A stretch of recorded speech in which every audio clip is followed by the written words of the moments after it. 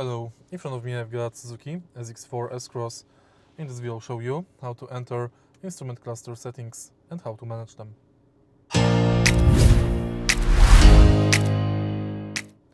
In the beginning, take a look at the instrument cluster and find intersection menu. Right here, press and hold the knob,